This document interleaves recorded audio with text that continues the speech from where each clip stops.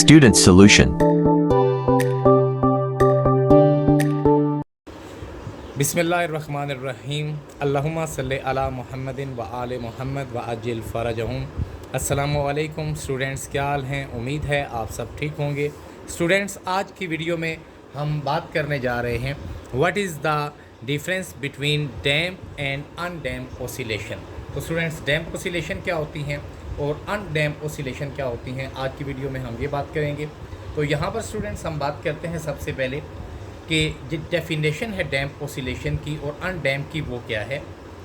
N oscillation whose magnitude decreases with time. एक ऐसी oscillation, types of oscillation, जिसके अंदर हम देखते हैं कि जैसे जैसे वक्त गुजरता जाता है उसका मैग्नीट्यूड भी कम होता जाएगा।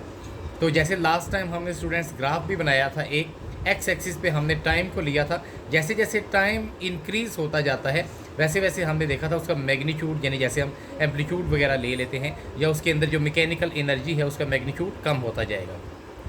अब अनडैम्प ओसिलेशन में क्या है, जैसे कि डैम्प में हमने देखा कि इसके अंदर जो मैग्नीट्यूड है वो डिक्रीज़ होता है विद टाइम, लेकिन अनडैम्प के अंदर इसके ऑपोजिट है कि an oscillation whose magnitude remain unchange. इसका मैग्नीट्यूड स्टूडेंट्स अनचेंज रहेगा विद इंक्रीज इन टाइम। जैसे जैसे टाइम गुजरता जाएगा इसके मैग्नीट्यूड के ऊपर कोई फ़र्क नहीं पड़ेगा, यानी इसके अंदर जो मैकेनिकल एनर्जी है या एम्पलीट्यूड वगैरह है वो बिल्कुल कांस्टेंट ही रहेगा, उसमें कोई तब्दीली नहीं आएगी। सेकंड है स्टूडेंट्स हमारे पास what is damp oscillation. Second हम देते हैं द एम्पलीट्यूड इज़ वेरिएबल।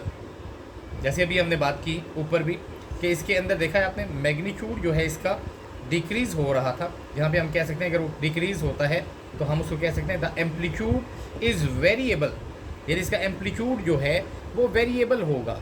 यानी कि कभी हम देखेंगे कि जैसे जैसे टाइम गुजर रहा है उसके अंदर अप डाउन्स आएंगे, यानी कि जैसे हम शॉक बैरियर के अंदर हम ले रहे थे एग्जाम्पल, तो उसके अंदर हमने देखा था कि जैसे जैसे टाइम गुजरता जा रहा है उसका एम्पलीट्यूड यानी the maximum displacement from the main position जो है वो मुसलसल डिक्रीज़ होता है।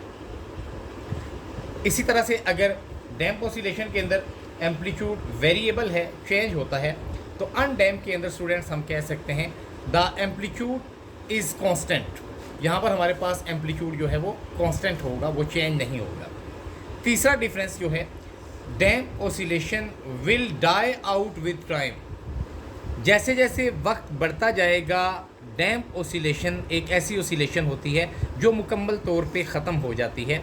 जैसे हम फिर एक दफ़ा बात कर रहे हैं, शॉक एब्ज़ॉर्बर के अंदर हमने लिया था कि जो गाड़ी के अंदर शॉक होता है, आप देखते हैं कि शुरू में उसका amplitude maximum displacement from the main position, जब वो किसी बम्पी वे से जंप वगैरह के ऊपर से गुजरती है तो वो बहुत हाई होता है, लेकिन थोड़ी देर के बाद वो बिल्कुल डाई आउट हो जाता है, ख़त्म हो जाता है। यहाँ पे हम डाई आउट कह रहे हैं ख़त्म होने को। तो डैम्प ओसिलेशन के अंदर जो ओसिलेशन होती हैं वो थोड़ी देर के बाद ख़त्म हो जाती हैं, लेकिन अनडैम्प के अंदर वो टाइम गुजरने के साथ ख़त्म नहीं होती। तो इसे हम कहते हैं undamp oscillation will not die out with the time. Number 4, the frequency of the oscillation remain unchange.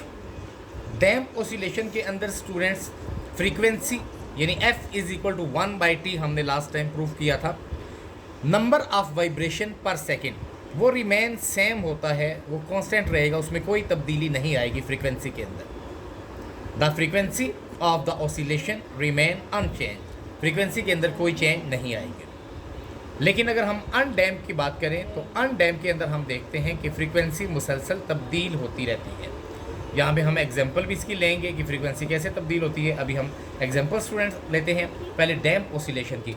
Damp oscillation की जो कॉमन एग्जाम्पल हैं डेली लाइफ में, नंबर 1 स्विंगिंग पेंडुलम।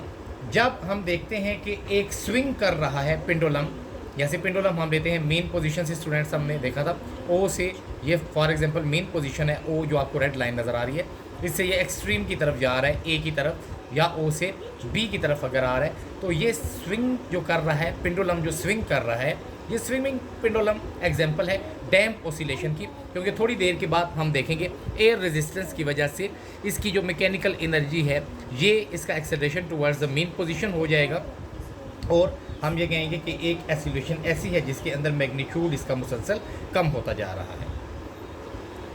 दूसरी एग्जांपल है स्टूडेंट्स गिटार की वायर्स जो होती हैं, वायर्स ऑफ द गिटार। आप गिटार की वायर को एक जगह से खींचेंगे, लेफ़्ट से राइट करते हैं, राइट से लेफ़्ट करेंगे, थोड़ी देर के बाद आप देखेंगे कि उसके अंदर भी जो उसका मैग्नीट्यूड होगा एनर्जी का, मैकेनिकल का, वो अपनी जगह पर आ जाएगा दोबारा से। ये दूसरी एग्जांपल है हमारे पास। तीसरा है वेट ऑन स्प्रिंग। आप स्प्रिंग के ऊपर अगर कोई वेट लेते हैं, उसको एक तरफ खींचते हैं, इधर लेफ़्ट राइट या अप डाउन उसको करते हैं, तो वो ऑसिलेट करने के बाद थोड़ी देर के बाद उसका मैग्नीट्यूड डिक्रीज़ हो जाएगा, वो अपनी मेन पोजीशन पे आ जाएगा। तो स्टूडेंट्स ये डैम्प ऑसिलेशन के एग्जांपल हैं। उसके बाद अगर हम बात करते हैं अनडैम्प की, तो अनडैम्प की जो डेली लाइफ में एग्जांपल है, that is the common example of undamp oscillation is alternating current. हमने स्टूडेंट्स आगे बात करेंगे इंशाल्लाह चैप्टर नंबर 5 में, और आपको पता होगा 2 किस्म का करंट होता है, एसी और डीसी। हम यहाँ पे एसी की बात कर रहे हैं, अल्टरनेटिंग करंट, जिसके अंदर फ्रीक्वेंसी मुसलसल तब्दील होती रहती है। और जो डीसी होता है वो डायरेक्ट करंट होता है, वो यूनी डायरेक्शनल होता है, उसके अंदर कोई चेंज नहीं आती, जैसे बैटरीज़ या सेल के अंदर जो आप करंट लेते हैं। तो जो सबसे कॉमन एग्जांपल है जो अनडैम्प ऑसिलेशन की, वो हम यहीं लेंगे। The common example of undamp oscillation is alternating current, AC current और वोल्टेज। उम्मीद है स्टूडेंट्स आपको डैम्प ऑसिलेशन और अनडैम्प ऑसिलेशन के दरमियान में जो डिफरेंसेस हैं मेन हमने डिस्कस की हैं, समझ आए होंगे। इसमें फिर भी कोई अगर एरर है, कोई बात आपको समझ नहीं आई, तो आप कमेंट बॉक्स में ज़रूर हमें बताइए। नेक्स्ट वीडियो में इंशाल्लाह हम बात करेंगे वेव्स की, टाइप्स की, उनकी नेचर की, और किस किस चीज़ के ऊपर वेव्स डिपेंड करते हैं। तब तक के लिए अल्लाह हाफिज़, thanks for watching. Thanks for watching.